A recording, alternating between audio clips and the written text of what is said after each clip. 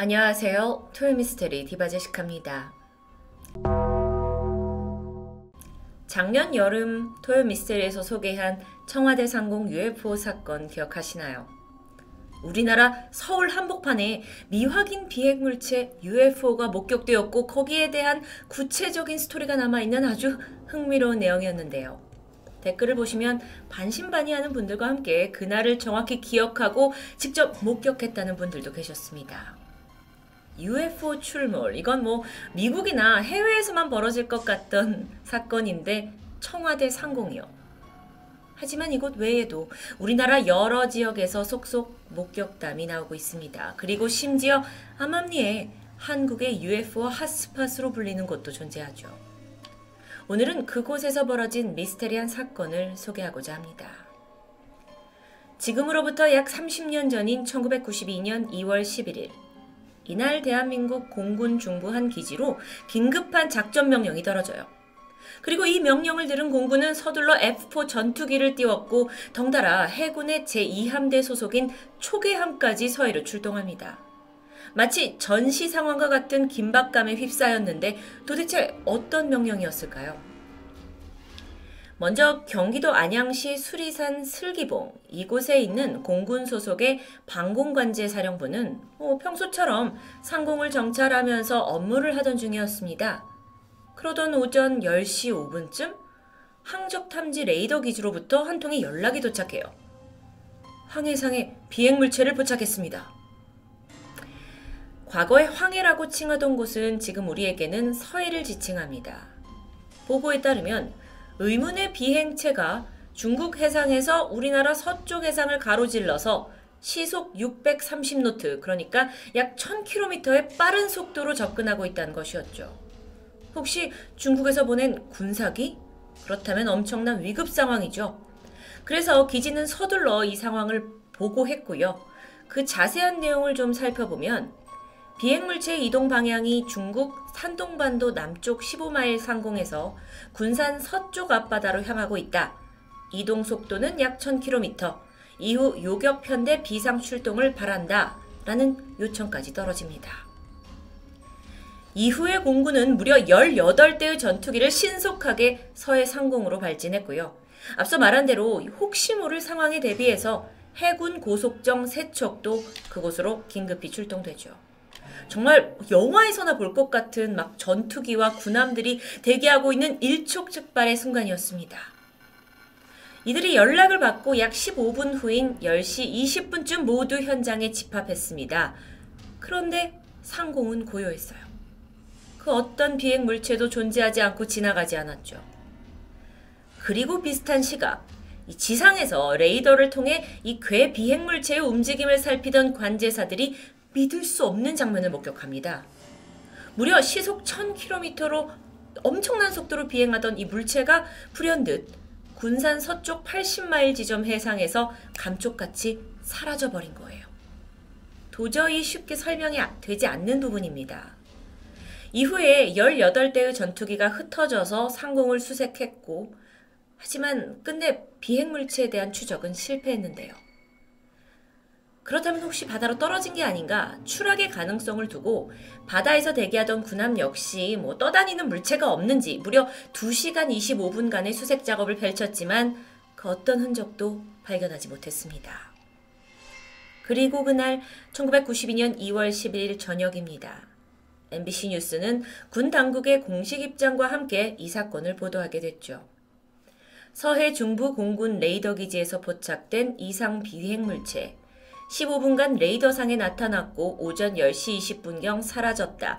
그러나 이것은 다른 비행물체가 아닌 새떼나 구름 혹은 레이더 자체에서 전파 변조가 일어나 생긴 일이다.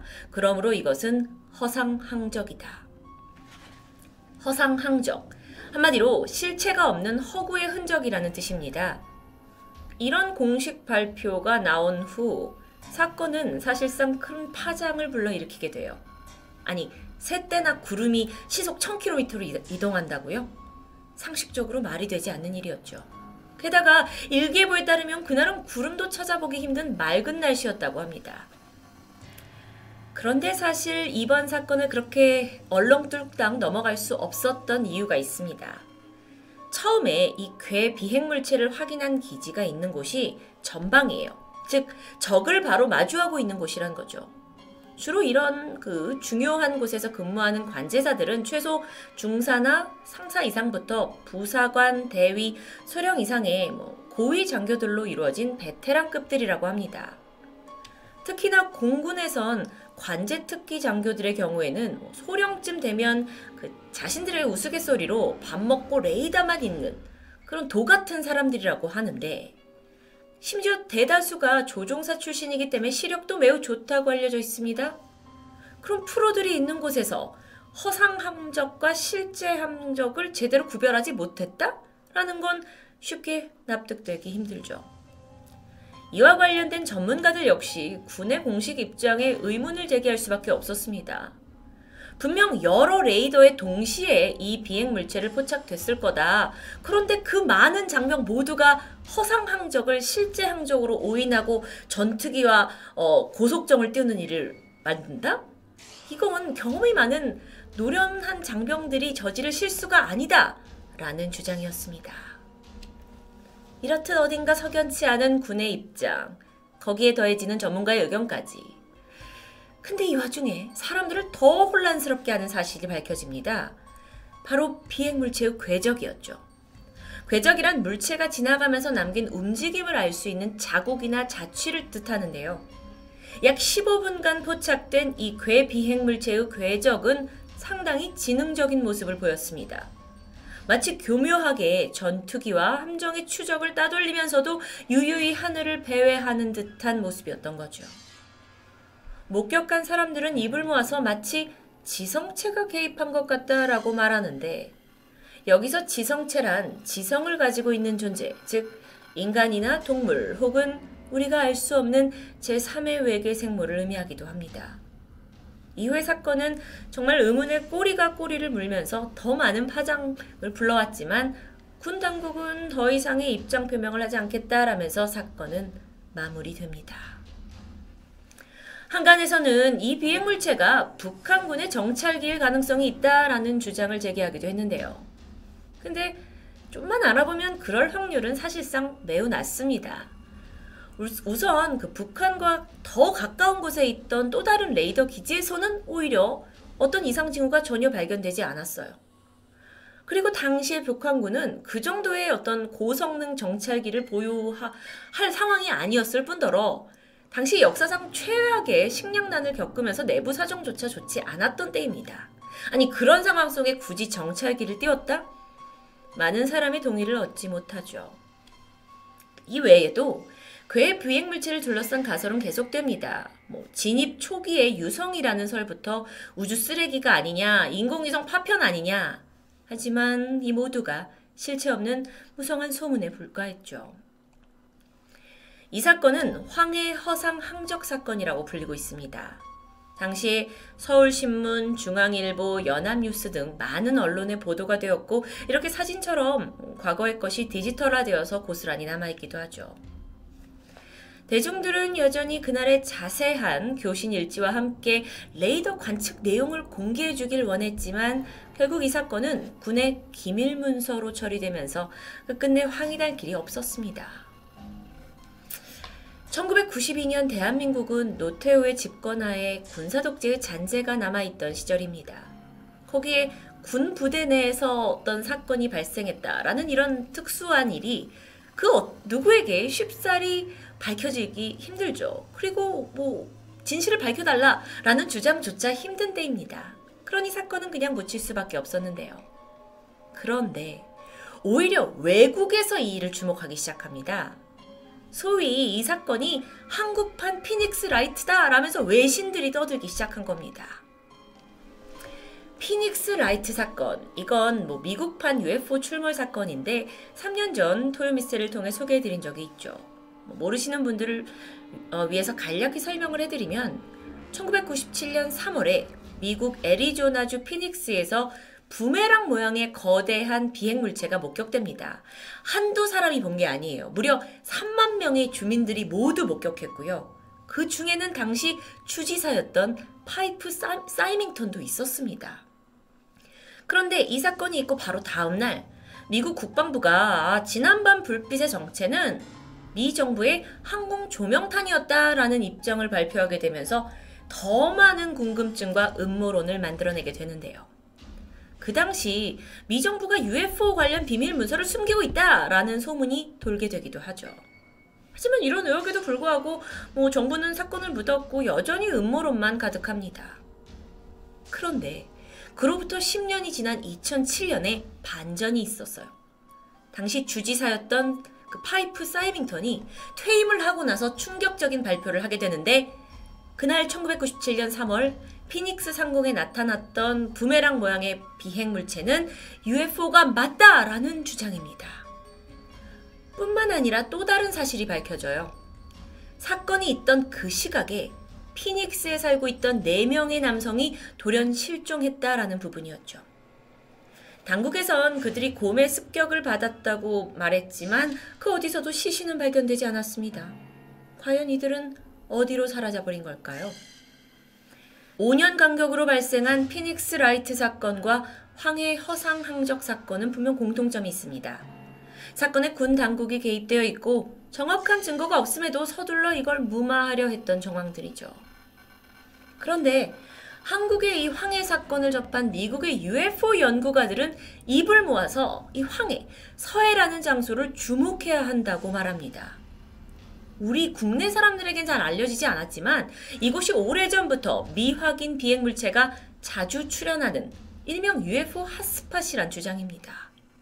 놀랍게도 그 역사는 1950년 한국전쟁 당시로 거슬러 올라갑니다.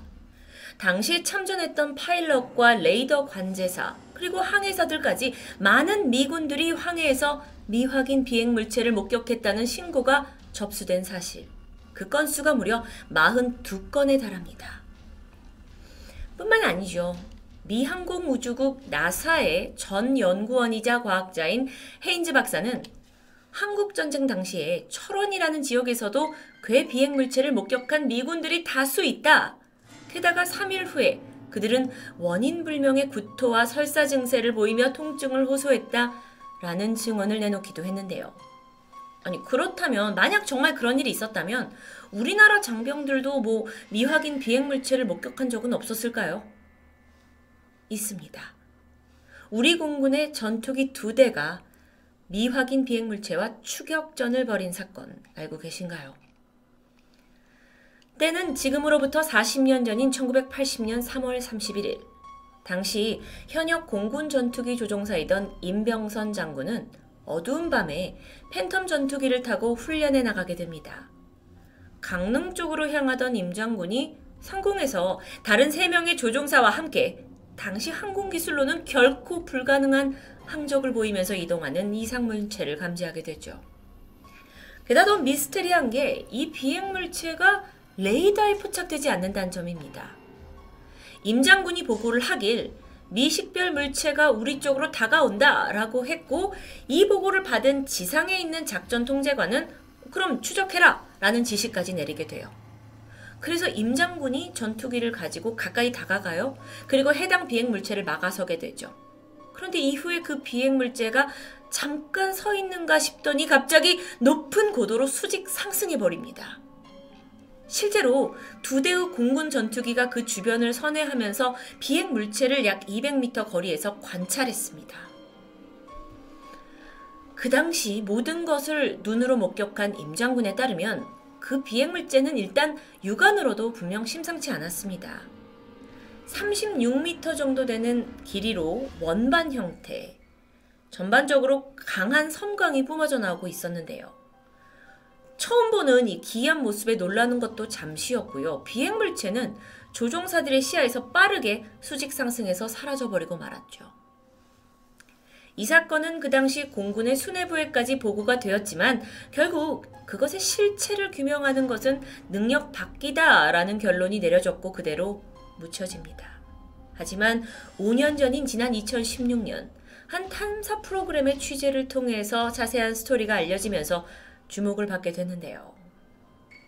그런 의미에서 어쩌면 우리나라 군 당국 역시 오래전부터 미확인 비행물체의 존재를 분명히 인지하고 있고 더 나아가 그것에 대한 연구를 진행하고 있을지도 모릅니다. 많은 미국에 있는 UFO 음모론처럼요.